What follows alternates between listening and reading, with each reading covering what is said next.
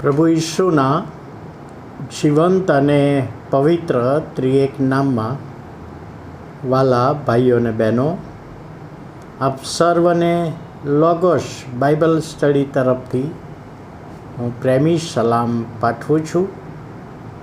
આજનો દિવસ એટલે 15મી મે 2024 અને બુધવારનો આ નવો દિવસ આપણા જીવનોમાં પ્રભુએ બતાવ્યો માટે પ્રભુનો ખૂબ આભાર માનીએ છીએ. આજે જે પ્રોમિસ આપણે જોવાના છીએ એ ગીતશાસ્ત્ર 38મો અધ્યાય અને 15મી કલમ. ત્યાં દાઉદ લખે છે, હે યહોવા, હું તારા પર આશા રાખું છું.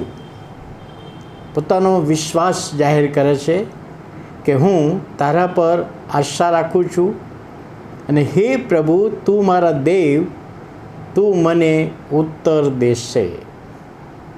એટલે ઉત્તર આપનાર પ્રભુ છે.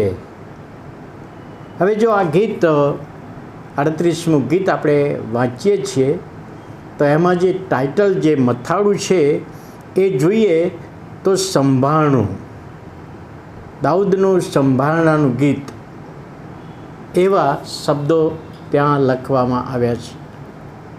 હવે આ ગીતમાં જો આપણે ઊંડો અભ્યાસ કરીએ તો ત્યાં એવા શબ્દો આવે છે, મારા પાપ, મારા અન્યાય, મારું દર્દ. આ જે શબ્દો બતાવે છે, શું બતાવે છે? એ દાઉદ રાજાની કબૂલાત બતાવે છે. વ્યક્તિગત ધોરણે કબૂલાત કરે છે, અમારા નહીં, મારા પાપ, મેં જે પાપ કર્યું છે. ત્યારે સંભાળનાનો પહેલી બાબત એ ગણી શકાય કે પોતે કોઈક રીતે શૈતાનના હાથમાં આવી ગયો. પ્રભુને ઓળખનાર વ્યક્તિ છે, પ્રભુને મહિમા આપનાર વ્યક્તિ છે, પણ કોઈક રીતે શૈતાનના હાથમાં આવી ગયો અને હવે એ યાદ કરીને પસ્તાવો કરે છે કે હું તો પ્રભુનું બાળક અને મારાથી આ ભૂલ થઈ છે, તો પછી મારે સંભાળવું, મારે યાદ કરવું જોઈએ અને પ્રભુની આગળ કબૂલ કરવું જોઈએ. એ રીતે દાઉદે આ ગીત લખ્યું, સંભાળનાનું ગીત. કોઈક શૈતાનના હાથમાં આવી ગયા છે, શૈતાનની કુયુક્તિઓમાં આવી ગયા છે, પ્રભુનું બાળક છીએ, પ્રભુ પર વિશ્વાસ કર્યો છે અને છતાં પણ આવું થયું છે. તો અહીં આગળ પ્રભુનું વચન તમને અને મને પ્રેરણા આપે છે કે આપણે યાદ કરીએ કે પ્રભુ, હું આ જગ્યાએ પડી ગયો છું, આ જગ્યાએ પડી ગયો છું.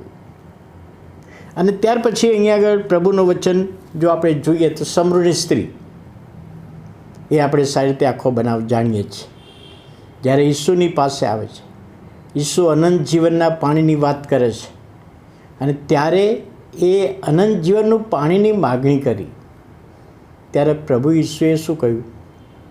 જા, તારા વરને તેડી લાવો. હવે અનંત જીવનને મેળવવા માટે શા માટે વરની જરૂર હતી? વરની કોઈ જરૂર હતી નહીં. વર આવે તો જ જીવનનું પાણી આપે એવું પ્રભુ ઈસુ કહેવા માગતા નહોતા. પણ અહીંયા કહેવાનો ભાવ કે એને યાદ કરાવ્યું કે તું કયા પ્રકારના જીવનમાં જીવી રહી છે એ બાબત યાદ કરાવી પ્રભુ ઈસુએ, અને પછી એણે કબૂલાત કરી. પેલો જુવાન અધિકારી પ્રભુ ઈસુના ચરણોમાં પડી ગયો, ઘૂંટણે પડ્યો અને બહુ જ માન આપ્યું. અનંત જીવન તો એને જ જોતું હતું. તો પ્રભુ ઈસુ શું કહ્યું? આજ્ઞાઓ પાડે છે. કઈ કઈ આજ્ઞાઓ? તો 5મી આજ્ઞાથી આગળની આજ્ઞાઓ કઈ? જે સમાજને લગતી આજ્ઞાઓ એ પાડતો હતો, પણ ઈશ્વરને લગતી આજ્ઞા નહોતો પાડતો. ઈશ્વરને ઓળખતોય નહોતો, જીવતા ઈશ્વરને ઓળખતોય નહોતો. એ તારામાં અધૂરુંપણું છે. એટલે અહીં આગળ યાદ કરાવે છે, પ્રભુ કોઈક રીતે યાદ કરાવે છે.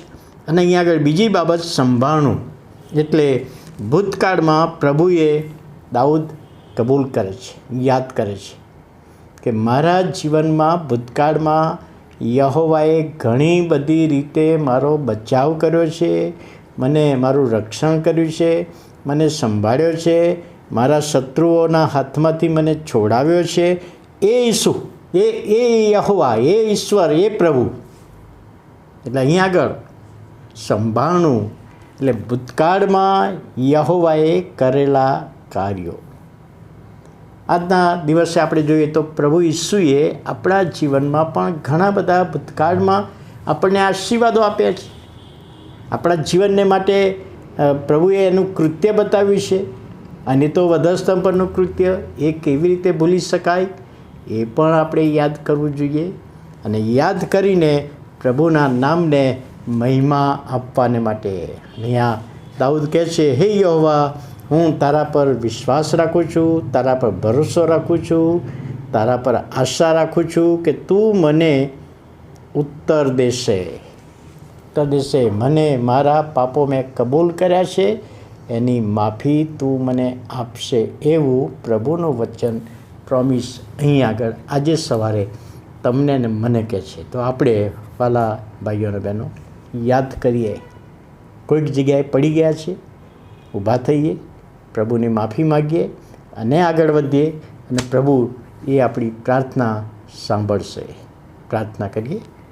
વાલા પ્રભુ, અમે તમારો આભાર માનીએ છીએ, તમારા નામને ધન્યવાદ આપીએ છીએ આજના નવા દિવસની ભેટને માટે.